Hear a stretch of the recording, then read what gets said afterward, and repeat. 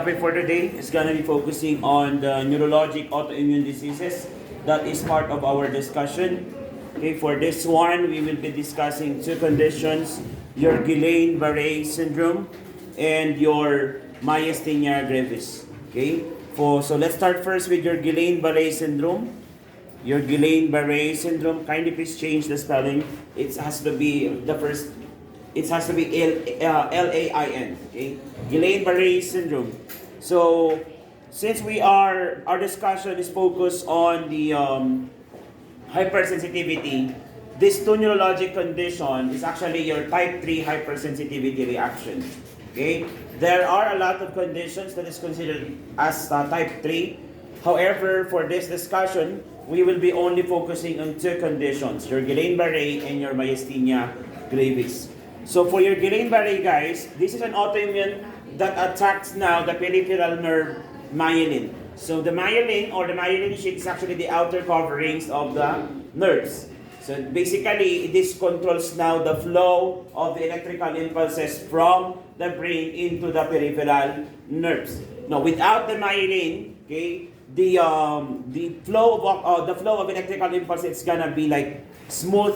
Therefore, magkakaroon tayo ng delay with the impulses. Then later on, may also lead to paralysis. Okay? Paralysis. That is why later on, the descriptions of this condition is more on paralysis. Next is your acute rapid segmental demyelinization of peripheral nerves and some cranial nerves. So it's not only the peripheral nerves, but also some of the cranial nerves will also be affected. And we talk about cranial nerves, guys. Meron tayong 12. So what are the 12 cranial nerves again? Number 1, optic, iotic.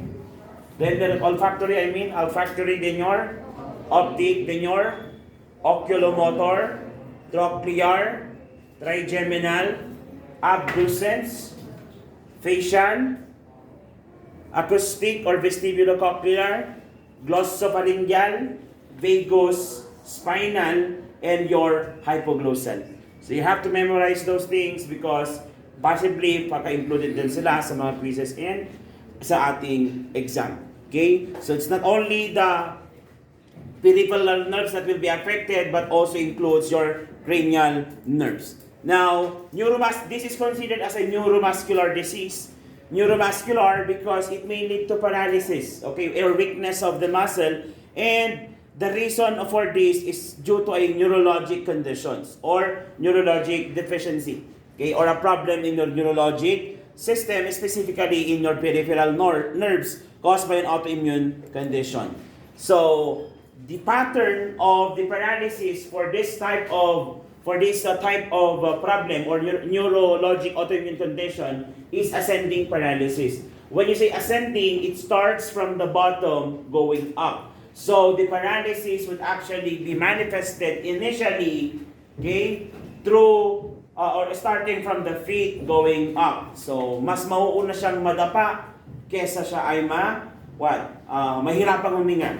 Okay, so the priority for this one, okay, since ascending paralysis siya, mas mahunang manghihina ang kanyang mga paa kesa mga kamay. So therefore, ang condition na ito is the priority is actually safety.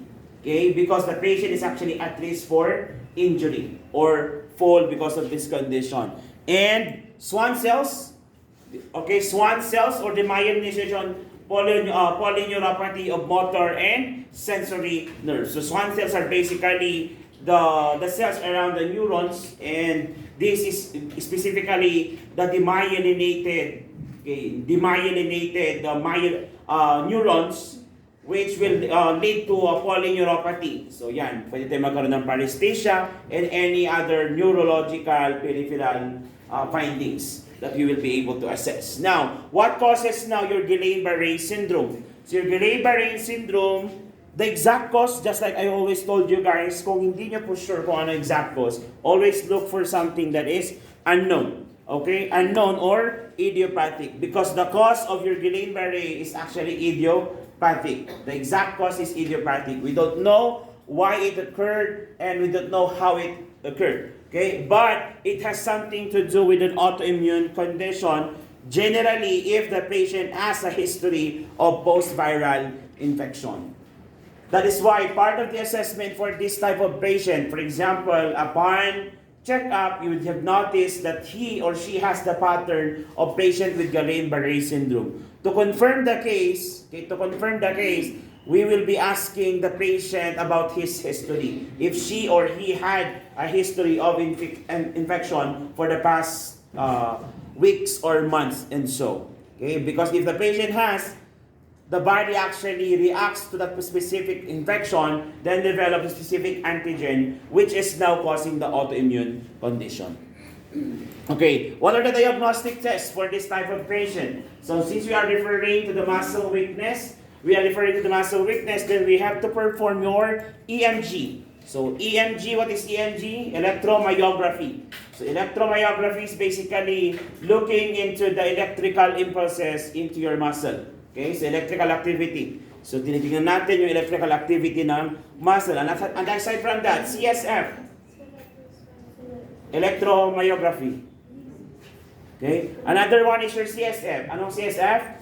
Cerebrospinal fluid. So we have to check the CSF of the patient for the presence of the infection. Okay, in the patient's CSF. Okay, and another one is your ECG. What is ECG? Electrocardiography. Okay, or electrocardiogram. So electrocardiography or electrocardiogram is basically to look at the electrical activity of the heart muscles. Take note that it is still a muscle.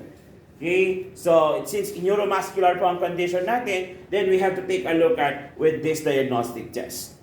Now, what are the manifestations? Okay, that involves two patients suffering from your Guillain-Barre syndrome. Number one, initially, you will find the person clumsy.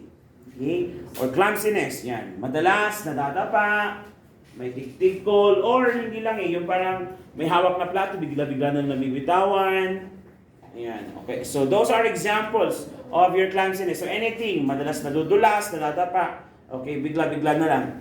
Okay, clumsiness, that's actually an initial manifestation. Then other manifestation includes now your muscle weakness or paralysis of the feet, legs that goes upward. Just like we mentioned earlier, this is an example of your ascending paralysis. So it has a pattern that will start from the feet going up. Okay? Aside from that, patient may also present hyporeflexia. So hyporeflexia, what does it mean? Hypo means down, reflexia means your reflex. So basically, kung mag-start tayo sa paa, for example, if you're going to check your deep tendon reflex, the patient will not react. Okay? Or delayed ang kanyang reaction. Parang pagka-apply mo ng hammer, it would take him or her 10 to 15 seconds bago mag-react. Yan, hyporeflexia. Or the patient will not react at all. Okay? May nagsabi sa akin, "Sir, i-check mo rin yung Babinski reflex niya." Baka naman i-check ang Babinski reflex. The fact na naglalakad ka na, wala ka ng Babinski reflex. Kasi kung meron pa, ganyan sana maglakad ngayon. Okay? Kasi nga, Babinski reflex, di ba? Plantar reflex. Na-trigger to kapag nadidikitan ng something yung ating plantar area. Okay? Another one, distension to incontinence. Susunod yan, distension. So from being clumsy, nagiging muscle weakness, then hyporeflexia, pagtaas sa bandang pantog. Okay? So, nagkakaroon na tayo ngayon difficulty of parang yung voiding. Kaya ang nangyayari, nagkakaroon tayo yung urinary retention. So, what is the management? Okay, what is the expected management that the doctor will order? Ano? Diuretics? Sa tingin nyo mga kaihi? Paralisado na. Catheter. Okay, so the patient will be actually having catheter for this one. Another one is paralysis of the diaphragm. So once it reaches this area, okay, manifestations in your respiratory system will start to arise. Yan na, magkakaroon ng difficulty of breathing, shortness of breathing, and so on and so forth. Then, magkakaroon tayo ng dysphagia once it reaches in this area because the muscles are unable now to control because of the paralysis. So it's gonna be difficult for the patient to swallow. At the same time, parang na stroke. Good. Okay? So when it reaches, okay, other manifestations is also possible. So if it reaches already your cranial nerves, like for example, it reaches already your facial nerve, then most probably patient may suffer from Bell's palsy. And so on and so forth. Okay? And this is gonna be the most problematic. So once the lungs is totally paralyzed now because of the condition, then the patient may suffer from respiratory depression. Okay? It also affect your cranial nerve number 2, which may lead to blurring of vision. Take note of the respiratory depression kasi nga this may make the person at risk now on being at risk to develop hypoxia and cyanosis. Okay? And of course, kapag may dysphagia, drooling, prone din ang pasyente natin for aspiration. Okay? But still, the initial priority intervention for this patient is to prevent them from getting injury. Okay? Kaya ang priority nursing diagnosis natin dito is risk for fall or risk for injury.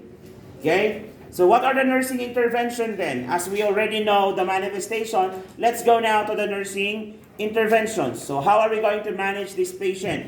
Of course, since the condition is more on debilitating, it affects now the patient's ability to perform the activities of daily living, then we have to provide mostly supportive. Okay? Supportive. So for example, if they need to wear something but they're already having a weak foot or feet, then we have to support them, okay, in performing the task. Another one is maintain an adequate ventilation. Take note that once affectation or the paralysis reaches now the diaphragm area, the respiratory, patient may start to suffer from shortness of breath and difficulty of breathing. Another one is check individual muscle groups every 2 hours. Especially during acute phase to check progression of the weakness. We have to monitor that because as time progresses, the condition will become also severe. Okay? Then check cranial nerve functioning, assess gag reflex, swallowing ability to give pureed foods. That is why you really have to memorize. Kasi nga, mamaya sa myasthenia gravis, mag-start naman tayo sa taas.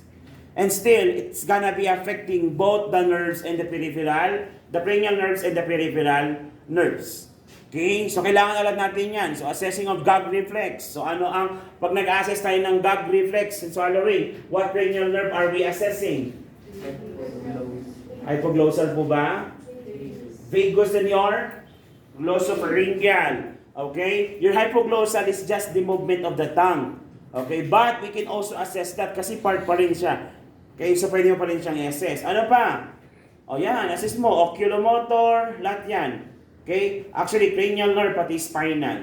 So, we have olfactory, ulitin ko, olfactory, optic, oculomotor, trochlear, trigeminal, abducens, facial, acoustic, glossopharyngeal, vagus, spinal, diba? Spinal, trapezius, and sternocleidomastoid movement. Motor yon. And the last one is motor function of the tongue. Up, down, left, right. Okay? So those are the things that you need to assess. Okay? Because you have to check for these cranial nerves if the patient already has Guillain Barre syndrome. Monitor for vital signs as well, especially for the respiratory system to include your oxygen saturation. Take note that affectation in your lungs can be is very possible. That is why you really have to watch out for signs of respiratory depression. And the last one, administer corticosteroids to suppress immune system, especially that this condition is actually due to an autoimmune condition. Autoimmune condition are our own antibody that was developed through to fight a specific antigen, okay, was actually retained and start attacking now its own body. Are we clear? Are we clear? Yes. So what are the clue words natin pag sinabi natin Guillain Barre syndrome? Number 1, it's the myelinizations, that the myelin sheath are affected. So it involves paralysis, but the paralysis starts at the lower part of the body. That's why the pattern is called as ascending paralysis. Initial manifestation is clumsiness. Later would be manifestations in your facial area. To include now the assessment of your cranial nerves. So all cranial nerves should be assessed as well. Are we clear? Are we clear? Yes. So that is your Guillain Barre syndrome. Do you have any question? Clarification. Okay, so that ends our discussion about your Guillain-Barre syndrome.